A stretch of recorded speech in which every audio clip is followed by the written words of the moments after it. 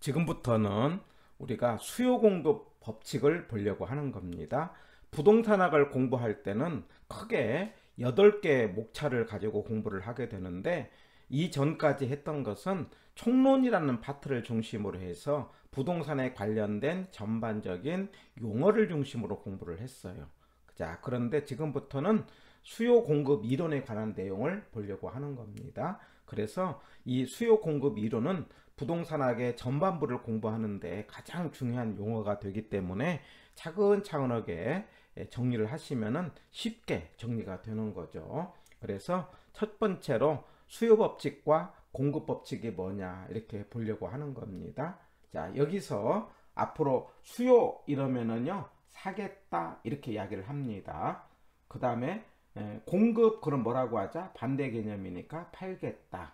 그래서 수요는 사겠다, 공급은 팔겠다 라고 하는 거죠. 그러면서 사고 팔면서 어떤 일이 일어나느냐? 물건을 나눠 쓰는 거죠.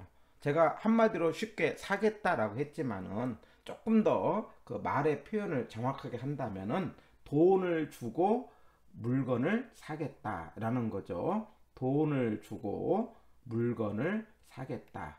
그리고 돈을 주고 물건을 팔겠다 라고 하는 거죠. 여기서 물건에 해당되는 것이 아파트를 대상으로 하죠. 우리는 부동산을 사고 파는 거니까. 그래서 돈을 주고 아파트를 사겠다. 만약에 빵을 사겠다, 아니면 옷을 사겠다, 아니면 책을 사겠다 이렇게 되는 거예요. 자, 그런데 이때 문제를 풀 때 이 돈이라는 개념을 저는 가격이라고 이야기를 하는 겁니다.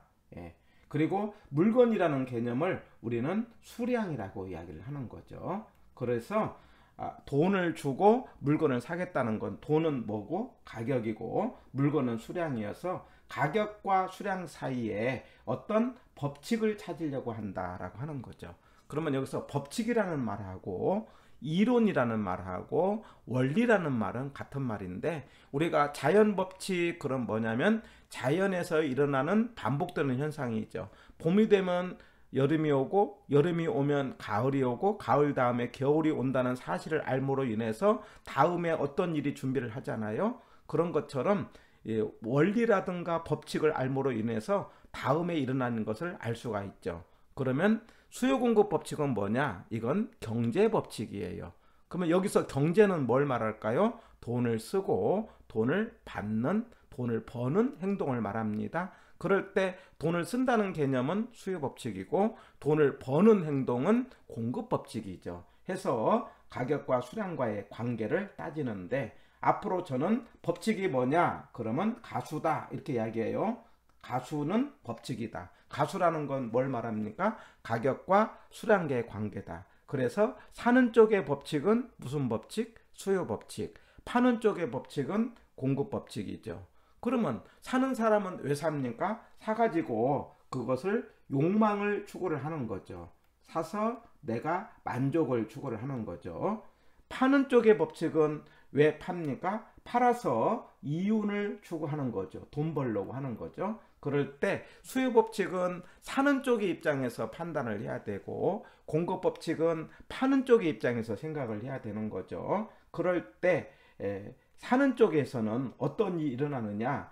물건을 비싸게 사면은 물건이 비싸면은 안 사죠. 가격이 비싸면은 안 사죠. 예. 그래서 다시요. 가격이 올라가면은 뭐 한다?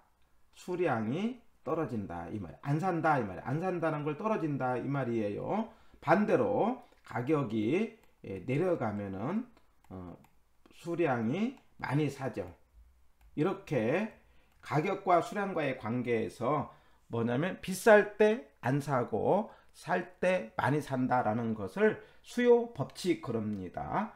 그래서 여기서 화살표가 올라가고 내려가고 올라가는 것을 반비례라고 합니다. 그래서 수요 법칙은 뭐라고 한다? 반비례라고 하고, 이 반비례를 부호로 이야기할 때는 마이너스라고 이야기해요. 그 지문에 마이너스 그러면 반비례 또는 반대 방향 이렇게 꼭 기억을 합니다. 자, 바로 이렇게 가격과 수량과의 관계를 그림으로 나타내는 것을 수요 곡선이라고 하는 거죠. 수요 곡선인데 그 수요 곡선은 약속하기를 우아래는 P라는 것은 가격으로 약속을 하는 거고요. 옆으로는 Q라는 것은 수량으로 약속을 하는 겁니다. 약속이니까 이거는 토를 달지 말고 받아들이는 겁니다. 처음부터 옆으로는 수량으로 약속을 해서 수량으로 오른쪽으로 갈수록 수량이 많아지고 왼쪽으로 갈 수량이 작아지고 가격은 위로 갈수록 가격이 올라가고 상승이죠. 내려갈수록 가격이 떨어진다. 그래서 바로 이 가격이 비쌀 때 물건을 안 산다는 개념. 예를 들면 여기서 가격이 400일 때 물건을 500개를 샀어요. 예. 그런데 가격이 300일 때는 뭐냐면 물건을 600개를 샀어요. 가격이 이렇게 내려갔더니 물건을 많이 샀다 라고 하는 관계에서 A점과 B점을 연결하면 그 그림이 이렇게 쭉 밑으로 내려가는 이런 곡선이 만들어지는데 이걸 우하향이라고 하고 이걸 수요 곡선이다 라고 하는 거죠. 그래서 앞으로 수요 법칙은 가수가 반비례 관계고 그 반비례 관계를 그림으로 나타내는 것을 수요 곡선이라고 하는데 모양은 우하향한다 이렇게 하자는 거 꼭 기억합니다. 수요 법칙은 반비례고 그림으로 표현할 때는 우하향한다. 우하향한다는 것은 오른쪽으로 갈수록 내려간다 이런 이야기예요. 바로 이런 개념을 수식으로 나타낼 때 이렇게 표현합니다. 예를 들면 P는 900-Q 했는데 여기서 P는 가격을 말하는 거죠. Q는 뭘 말합니까? 수량을 말하는데 가격과 수량 사이에서 여기서 중요한 것은 여기에 마이너스가 들어갔다는 거. 이게 핵심이에요. 가격과 수량 사이에서는 뭐가 들어간다? 마이너스가 들어가서 마이너스로 들어가는 것은 수요 법칙을 말하고 수요 함수라고 이야기를 하는 거죠. 거기에 대해서 공급 법칙은 파는 쪽의 생각이죠. 파는 쪽은 어떻게 팝니까? 가격이 비쌀 때는요. 가격이 비쌀 때는 물건을 많이 팔려고 해요? 안 팔려고 해요? 이거는 파는 쪽의 생각은요. 비쌀수록 많이 팔려고 합니다. 그래서 수량이 올라가는 거죠. 예. 거기에 대해서 왜? 그래야 돈을 많이 벌기 때문에 가격이 떨어지면은 물건을 안 팔려고 하겠죠. 왜?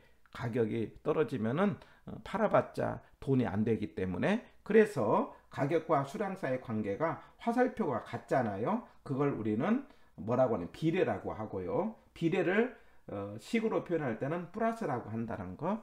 앞으로 플러스 그러면 비례 같은 방향 이렇게 푸는 거죠.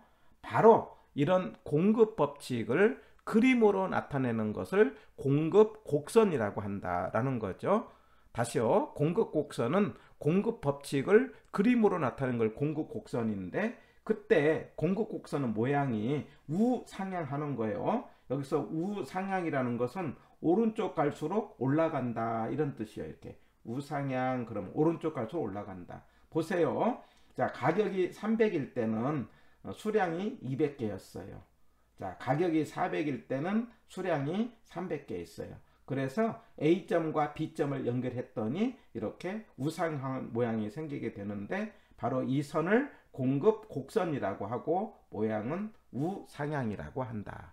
자, 이 관계를 식으로 표현할 때 항상 P는 가격을 말하고요. Q는 수량을 말하는데 이때에 여기서 핵심은 플러스가 들어간다는 거. 공급식에서는 P와 Q 사이에 플러스가 들어가는 것. 수요식은 P와 Q 사이에 마이너스가 들어간다는 것 꼭 기억을 하시고 수요 법칙과 공급 법칙 이거 처음에 이거 잘 이해가 안 될 때는 받아들이고요. 수요 법칙은 반비례고요. 우하향이고요. 마이너스 관계고요.